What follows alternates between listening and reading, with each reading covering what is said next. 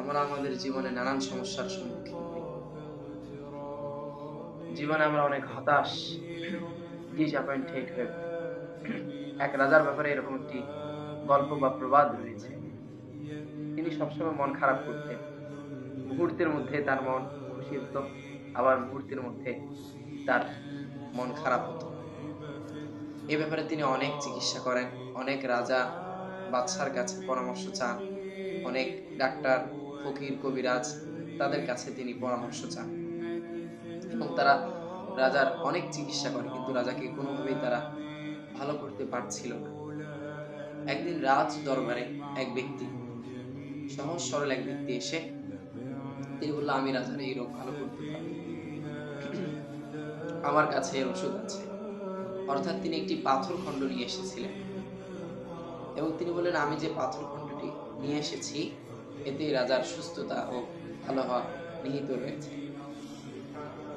তো সেই রাজ দরবারের মন্ত্রী পরিষদ সহ সবাই অবাক হয়ে গেল।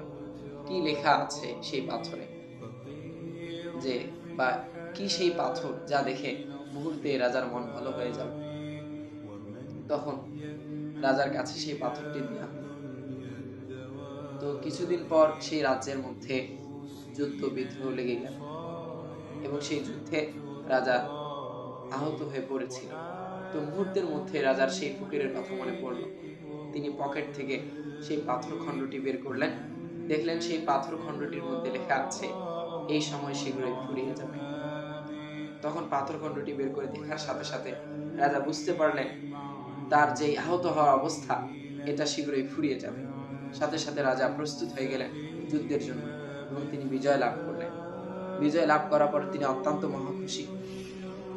তিনি খুশিতে আবেগ আপ্লুত হয়ে গেছেন, সীমা অতিক্রম করার পরিস্থিতি। এমত অবস্থায় তিনি তার পকেট থেকে সেই পাথর খণ্ডটি বের করে আবারও দেখলেন যে এই সময় শীঘ্রই ফুরিয়ে যাবে। তখন বাদশাহ তার নিজের অবস্থায় ফিরে আসলেন এবং তিনি স্বাভাবিক অবস্থায় জীবনযাপন করতে লাগলেন।